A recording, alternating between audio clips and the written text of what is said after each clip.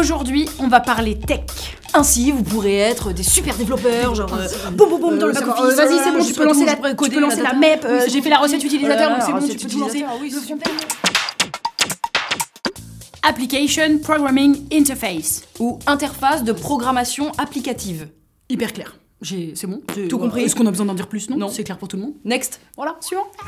Non, c'est pas vrai. Une API, c'est une interface qui te permet de récupérer les données d'un autre site. D'utiliser le service d'un tiers, en gros. D'utiliser quelque chose que tu sais pas coder toi-même ou qui existe déjà ailleurs. C'est ça. Au lieu de le coder, bah tu récupères ces lignes de code, enfin le code qu'ils ont déjà fait. Par exemple, moi j'ouvre mon restaurant et je voudrais faire un site pour mon restaurant. Et je voudrais que les gens sachent où est ce restaurant, au-delà de juste l'adresse, et qu'ils aillent après sur leur téléphone pour trouver, etc. Qu'est-ce que je fais? Toc toc, Google Maps, puis-je utiliser votre API? Oui. Je demande et Google Maps me dit tiens, voilà la clé.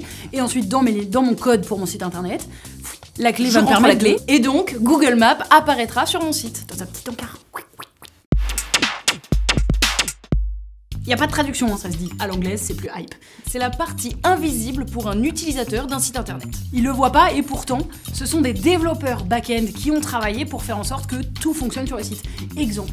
Je suis sur un site de vente de chaussures. Je vois cette paire de bottes qui a l'air incroyable. Je la mets dans mon panier et ensuite pour l'acheter, je dois remplir un formulaire, mon nom, avec mes coordonnées. Je clique sur envoyer. Mes données, elles vont pas se promener dans la nature comme ça. Ouh, je suis l'adresse de Camille. Non, il y aura quelqu'un dans le back-end, un développeur qui sera comme ça. Techniquement, il est pas en train de les gérer en temps et en heure. Il a programmé quand il a codé le site internet pour faire en sorte que à chaque fois que quelqu'un remplisse le formulaire, ça va être bien géré. Donc pour ça, il utilise des langages de programmation comme le PHP quand il remplit les formulaires, ou Python, Ruby. Tu connais? Tu sais parler Python? Ouais, complètement. Le back-end, c'est vraiment un autre monde qu'on ne connaît pas. Nous, tout ce qu'on veut, c'est commander nos chaussures. C'est tout.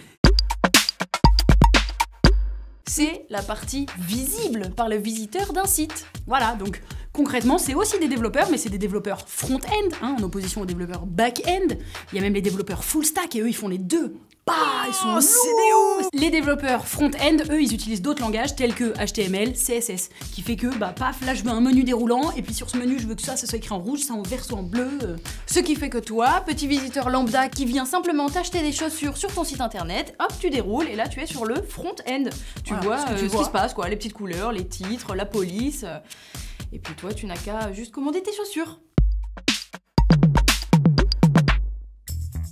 Service d'appui, ou, traduction québécoise, arrière-guichet. C'est mieux, je trouve, c'est beaucoup plus clair. Ils sont vraiment forts, les Québécois, pour faire des traductions littérales. Comme t'es dans une boutique, et après tu vas dans l'arrière-boutique gérer des trucs. Bon, le back-office, le principe, c'est ça. Concrètement, c'est ce qui permet à l'administrateur d'un site d'en gérer le contenu. Par exemple, moi, je crée mon Skyblog, je l'appellerai juju-du94.skyblog.com. Et puis voilà, en fait, dans mon back-office, je vais pouvoir poster des photos, poster des vidéos, changer la police, mettre des couleurs. Je vais surligner en rose, je trouve ça vraiment très à la mode. Modérer les commentaires, ajouter... Voilà. En gros, je suis mon propre chef, quoi.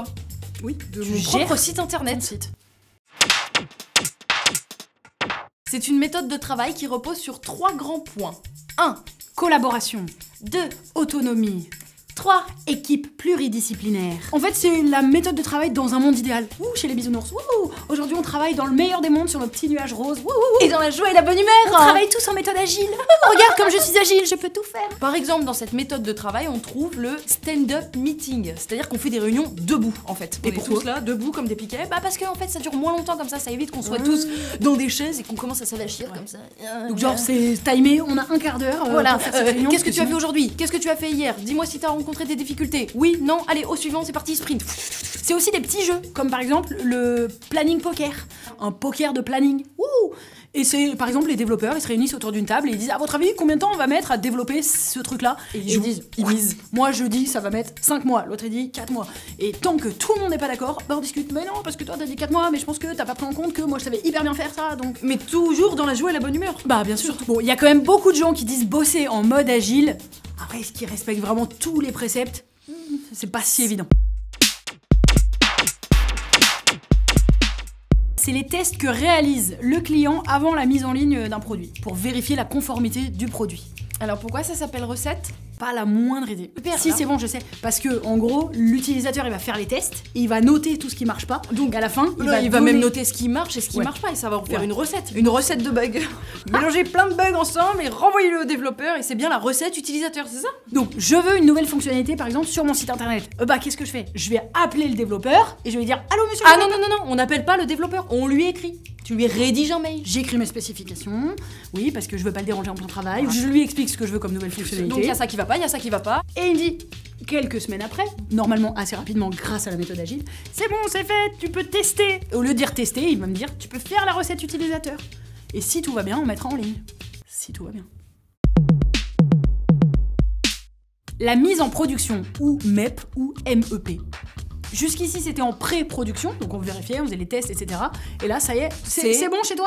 Mon site internet a été validé en recette utilisateur justement et bah du coup il est mis en ligne. Voilà, pareil pour une application, pour un jeu vidéo, pour Un logiciel. voilà. C'est la dernière phase, la toute Et dernière maintenant, phase. qu'est-ce qui reste? Bah que le public le voit, que le public voit l'œuvre. Par contre, attention, on évite de faire ça le vendredi soir, parce que comme après tout le monde sera en week-end, si jamais il y a un problème de dernière minute, personne pourra le réparer et Ouais, on veut pas se retrouver dans la MEP.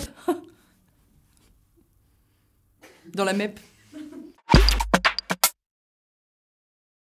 Ça se passe comment toi ton back-end en ce moment? T'as fait la MEP? Ah non, j'ai pas encore J'ai- fait la MEP. c'est la tu recette rigoles, utilisateur, mais j'ai non, bloqué. la Bah oui, recette t'as pas son utilisateur, cahier, il m'a ouais, pas demandé c'est encore donc Et du coup, nous, je l'ai pas dit. en méthode agile, vous avez fait les daily scrum meetings? Ah non mais la méthode agile, les nous, on y sprints, arrive pas les du sprints tout, de on y 3 semaines en arrive ce pas moment, du c'est tout. ça. On a tenté un truc Possible. poker là l'autre fois, laisse tomber, Le ça va pas poker marcher. planning, Ouais, vous êtes pas mis d'accord? Ah Je non, me mets pas d'accord. du tout.